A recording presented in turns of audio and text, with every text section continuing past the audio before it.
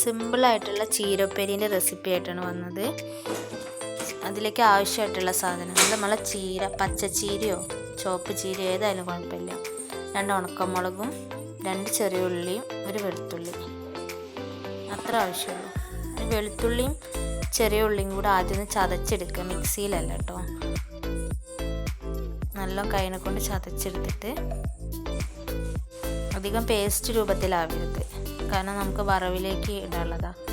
അപ്പോൾ അത് പേസ്റ്റ് രൂപത്തിലായാൽ ഒരു ടേസ്റ്റ് കുറയും. ഈ പരുവത്തിൽ ഇത്ര ചതച്ചാൽ മതി. ഈ പരുവത്തിൽ ചതച്ചെടുക്കുക.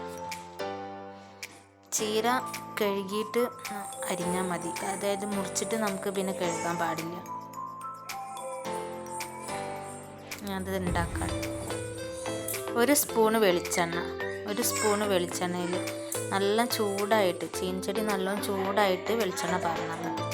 എന്നാലേ കടുക് പെട്ടെന്ന് പൊട്ടുള്ളൂ. അതിലേക്ക് കുറച്ച് കടുക്,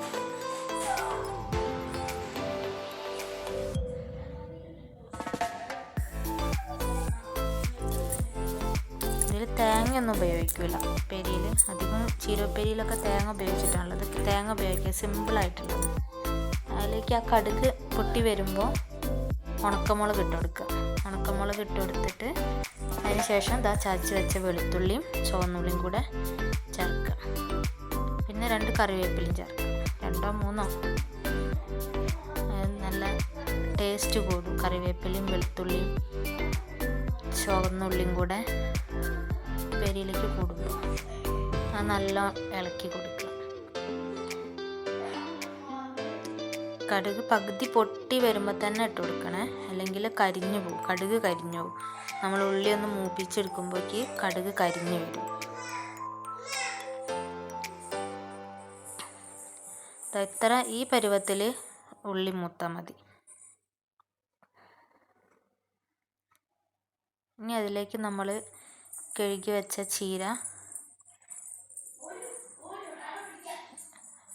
ഇട്ട് കൊടുക്കുക. ചീര വെള്ളമൊന്നും ആഡ് ചെയ്യണ്ട, എക്സ്ട്രാ വെള്ളമൊന്നും ആഡ് ചെയ്യണ്ട. കാരണം ഇത് കഴുകി വെച്ചപ്പോൾ തന്നെ അതിൽ വെള്ളം ഉണ്ടാവും. ആ വെള്ളത്തിൽ തന്നെ വേവിച്ചെടുത്താൽ മതി. കാരണം അധികം ചീര ഓവറായിട്ട് വെന്ത് കഴിഞ്ഞാൽ ടേസ്റ്റ് പോവും, ഉപ്പേരിൻ്റെ ടേസ്റ്റ് പോവും. കുറച്ച് ഉപ്പും, ആവശ്യത്തിനുള്ള ഉപ്പും കൂടെ ഇട്ട് കൊടുക്കുക. കുറച്ചിട്ടാൽ മതി. ഇനി ആവശ്യം ഉണ്ടെങ്കിൽ മാത്രം പിന്നെ ഇടാം.